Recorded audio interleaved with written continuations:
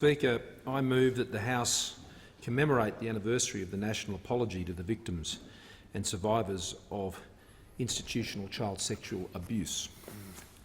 Mr Speaker, I join with all in our chamber today. I join with the Leader of the Opposition. I join with all of those across the country as we mark the first anniversary of the Australian Government and Parliament's apology to the victims and survivors of institutional child sexual abuse. I remember that day incredibly well. It is burned in my memory forever. And I remember on that occasion speaking of those around the country for whom they still would not be able to get out of bed without the horrific memory of what they have lived with ever since those unutterable things were done to them all those years ago, or even most recently. And so we come again today, and as we commemorate this day, they, the survivors, are the ones we have in the front of our minds and deep in our hearts. And we also remember those for whom it was just too much, and they are no longer with us. A year ago, our nation said sorry. I described it as a sorry that dare not ask for forgiveness, a sorry that does not insult with an incredible promise,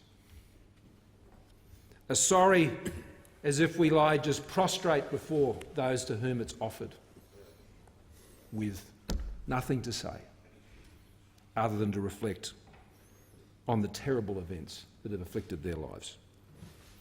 We acknowledge the national trauma, a national trauma that was hiding in plain sight,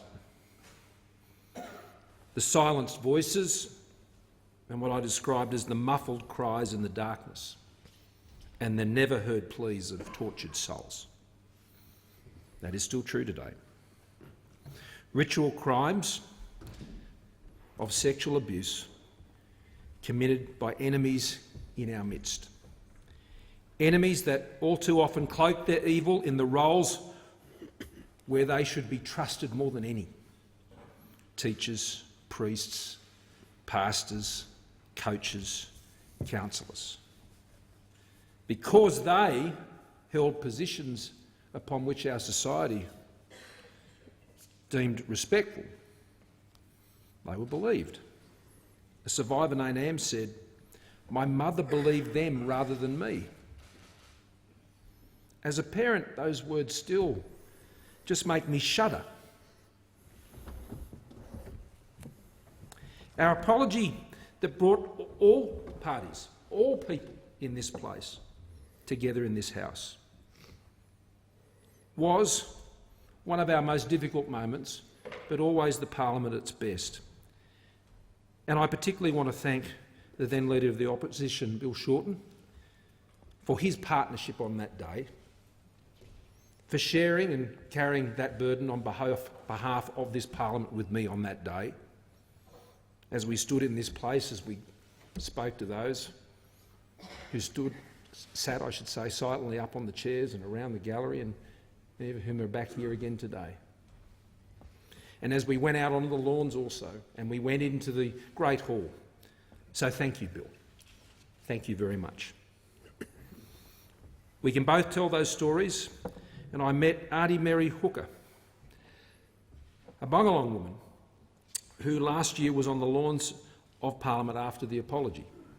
I remember as I was reminded of that event today. And she told me she gave evidence to the Royal Commission because she said the truth needed to be told.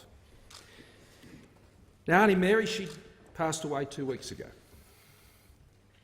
And until the time of her death, she had on the television in her home a photo of the two of us from that day. It wasn't about any one Prime Minister. It was about what that day meant to her and how that at least provided what we did in this place a year ago, some measure of solace. The apology required us to confront a question, a terrible question, too horrible to ask even. Why weren't the children of our nation loved nurtured and protected. So we said sorry for the hurt and the horrors, for the violation of dignity and self-worth, for what was done, the acts too unspeakable, and then sorry for what was not done and should have been, as we look the other way instead of helping or intervening. Sorry to families who were forever scarred and destroyed. Sorry to those who won't believe our failure as a nation was catastrophic and inexcusable, and no apology can undo it. Yet, we apologised because we should have and we must have. And I'd like to think of it as an ongoing, continuous apology. I agree with the survivor who said child sexual abuse is not just a crime against the person, but it's also a crime that attacks the social fabric of the nation. And in these acts, the fabric of our society was rent. And our apology was just one humble but important step in trying to mend it. On this day, 1 year ago, we paid tribute to the thousands of people who came forward bravely and with courage to tell their story to the Royal Commission. And there wasn't just a few.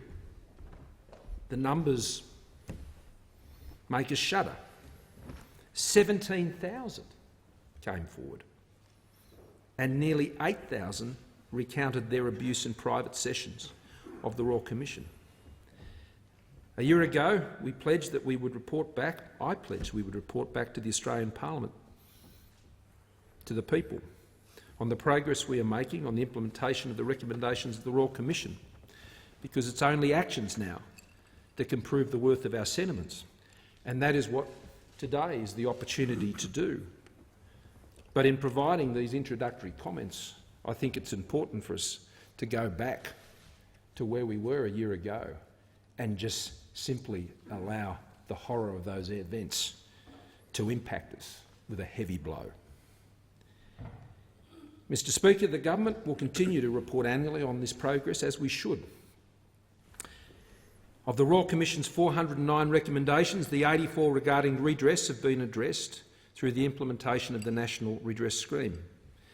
The Commonwealth has a further 122 recommendations that we are working on, either wholly or partially, with our state and territory colleagues. I'm pleased that work on these recommendations will advance. Around a third have already been implemented and the remainder are well underway. The Commonwealth has also taken on a national leadership role for more than 30 additional recommendations that were primarily addressed to the states and territories, and we're working closely with those states and territories on those matters. We tabled the first annual progress report last December and will continue doing that each year for 5 consecutive years, but frankly as long as it takes. All states and territories also published 2018 annual progress reports and will also provide annual reporting. This year we have also encouraged a further 42 non-government institutions whose conduct was called into question at the Royal Commission to report on their actions and to change their practices. The public accountability across governments and non-government institutions is crucial and vital. Mr Speaker, 1 year on, I can report the National Redress Scheme has been operating for just over a year and is giving survivors access to counselling and psychological services, monetary payments, and for those who want one, a direct personal response from an institution where the abuse occurred. So far, more than 600 payments have been made, totalling more than $50 million, with an average redress payment of $80,000. More than 60 non-government institutions or groups of institutions are now participating in the scheme, and that represents tens of thousands of locations across Australia where this happened. And there are other institutions who have, though, chosen not to join, perhaps captured by lawyers, legal advice, perhaps deaf to the cause of justice. All they're doing in not joining this is doubling down on the crimes and doubling down on the hurt. And so to them I say, who have not joined, join. Do the decent thing. Do the right thing. Do the honourable thing. It's not just what survivors expect and their families and the families of those who did not survive. It's what every decent, honest Australian demands. And we, in this place, all as one, demand as well. I also acknowledge that the redress scheme needs to do better in supporting survivors. The rate of response is not good enough and it must improve. Applications haven't been processed as fast as I want them to be. That is why earlier today Minister Ruston announced a further investment of $11.7 million in the National Redress Scheme to improve its operation and to better support survivors. I want better outcomes. The funding will support case management of applications to reduce the number of different people a survivor may be required to deal with while their application is being processed. It will also allow the government to hire more independent decision-makers to finalise applications as quickly as possible. On the 5th of March 2019, the government committed funding of $52.1 million also to boost support services for survivors of institutional child sexual abuse. This funding will support 34 existing agencies to June 2021, as well as 5 additional providers to offer redress support service to survivors in remote and regional areas, male survivors, survivors with a disability and Aboriginal and Torres Strait Islander survivors. The Royal Commission made many recommendations for the Australian state and territory governments to work together to prevent the horrors of the past from occurring again. One of those was a national strategy to prevent child sexual abuse, and I can report that all governments are currently working on a 10-year strategy. Over 350 consultations have now taken place as part of that work, and I expect it will be released in coming months. As recommended by the Royal Commission, the strategy will include education and awareness raising, improved support services for victims, initiatives targeted at offender prevention and at children with harmful sexual behaviours, and improved information sharing, data and research. We've also been working with our state and territory colleagues to enhance working with children checks in line with Royal Commission recommendations. We're closer to our goal of making the standard of checks consistent across the country and have started rolling out a database to be able to share this information more easily. And this database will also allow agencies that issue these checks to be aware of whether an applicant has been refused a check in another jurisdiction. In response to the Royal Commission, the Parliament has recently passed the Combating Child Sexual Exploitation Legislation Amendment Act. This Act introduces new failure to report and failure to protect offences, much needed for Commonwealth officials who have care, supervision or authority over children. It strengthens laws for forced marriage and for overseas child sexual abuse committed by Australian citizens and residents. To address challenges facing our law enforcement agencies, the Act also strengthens child sexual abuse material laws, including in relation to material accessed online. The Act also amends Commonwealth laws so they are no longer using the term child pornography, an outdated phrase that did not reflect the heinous criminal acts depicted in child sexual abuse materials. We're close to finalising our online safety charter, which sets out the government's expectations on behalf of the Australian community for social media services, content hosts and other technology companies. Businesses that interact with children in the real world have to meet high standards of safety, and digital businesses should be treated no different. The Charter is due for release by the end of this year. The E-Safety Commissioner is making the online environment safer for children by developing resources for Australian schools and organisations to provide best practice online safety education. The Royal Commission produced some groundbreaking research work on the nature and scale of sexual abuse in Australia, and we want to build on that work, and that's why I've announced Australia's first national child maltreatment study, and this will be the most comprehensive study of its kind undertaken anywhere in the world. We're establishing a national centre for the prevention of child sexual abuse. The Royal Commission recommended the National Centre should raise awareness of the impact of abuse, increase our workforce's knowledge and their competence in responding to victims and survivors, and coordinating a national research agenda. The government has committed $25.5 million over 5 years to establish that centre, and I've asked all states and territories to contribute also. We'll be consulting on the scope, functions and governance arrangements in coming months. The Royal Commission also found that more needs to be done to ensure that places where children and young people meet are safe. So I was pleased earlier this year when COAG endorsed the National Principles for Child-Safe Organisations. There are 10 principles, and they include things like making sure that organisational leadership take responsibility for child safety, that staff and volunteers are properly trained to care for our children, and that children are taken seriously. All government agencies are implementing these principles. We're also working with state and territory governments to get them implemented consistently across our nation. We also want organisations that work with children to adopt these principles so it can guide their decision-making and the way they operate. Mr Speaker, earlier today, Minister Ruston handed over to the Parliament the parchment etched with the apologies wording. It will now take its place in the Members' Hall along with other items that tell some of the stories of our nation. It's not one of the pretty stories. It's not one of the stories we can be proud of, only one that we can be deeply ashamed of. The oak table used by Queen Victoria when signing the Royal Assent that enacted Australia's Constitution is there. The Yirrkala Bark petitions are there. But also are the apologies made to the stolen generations, to the forgotten Australians and former child migrants, and for the forced adoptions.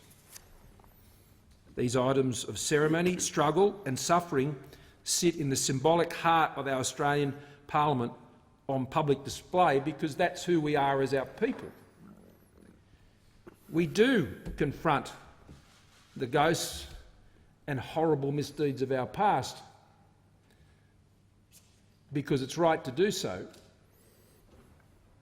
but we also do it as a living memory to us all that we should never see them repeated. And for it to be here in this place, let it be a remembrance for us.